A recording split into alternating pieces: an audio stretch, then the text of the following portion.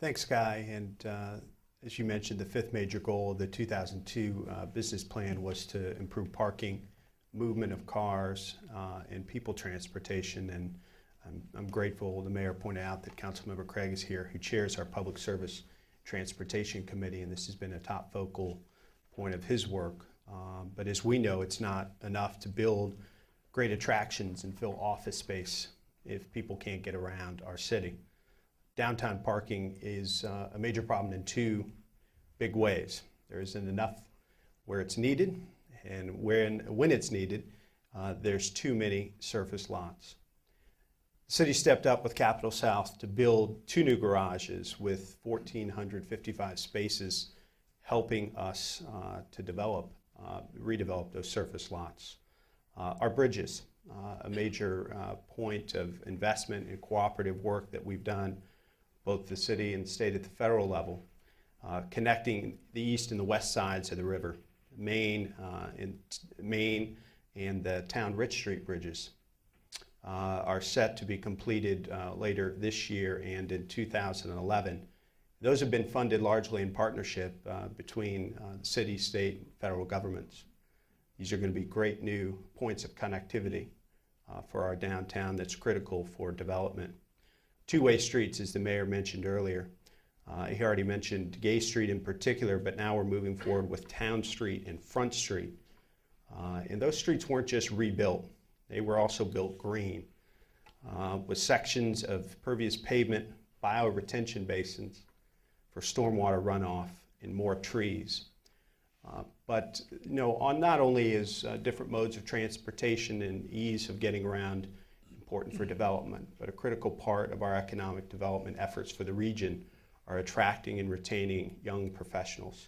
So it's great to have great places to live that are affordable for undergraduates that are facing anywhere from $25,000 to $50,000 worth of debt coming out of school, affordable places to live, easy to get to and from work. But it's also important that we're going about transportation in a totally different way, which also brings up the issue that be a great challenge for our city and community into the future, and that is the redevelopment and reworking of the 70-71 split. We've got this one opportunity to get it right, a once-in-a-generation opportunity, and we've got to make sure that urban connectivity and the vibrant economic corridor that this can become remains a top priority, because this can really serve as a catalyst for economic development throughout downtown and connect our adjacent neighborhoods. So some great issues and challenges for us, and I know the mayor wants to talk about a passion of his, and that is multiple modes of transportation, and particularly mass transit. Well, part of our plan has been and will continue to be is mobility options. Mobility options for all of our citizens, but in particular for the hub, the economic hub of our city, because transportation leads to transformation. And we have an obligation as part of our re-engineering and transformation of our downtown to look at those mobility options. The president just provided $400 million to our state for the purpose of a 3C project, 3C and a D, Cincinnati, Columbus, Dayton, and Cincinnati passenger rail. And I think that's important because what it will give Columbus an opportunity for folks to come into our city, maybe at a multi-mobile station one day. It'll be a stop in Columbus and near at the Convention Center area, Hyatt area, and it'll give people an opportunity to walk and buy and be a part of our community. I think we need to continue to talk about and look at light rail or some kind of rail in our city. I think the great cities of the future will be those cities that remain competitive.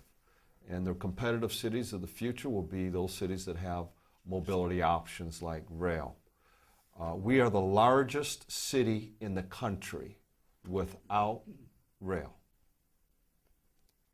And I'm telling you, in the future, that when cars and gasoline prices continue to go up, we'll say we needed to have invested in some kind of rail in the city of Columbus years ago. And we can still do it, and we're going to continue to look at those options. But mobility options doesn't mean just rail.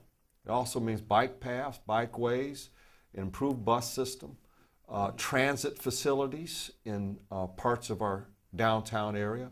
And these are things we can talk about. Bicentennial Bike Plan has been a marvelous thing for our downtown and for all of our neighborhoods with bike racks, bike paths, and sharing the road activities. So we're getting the work done in that regard as well.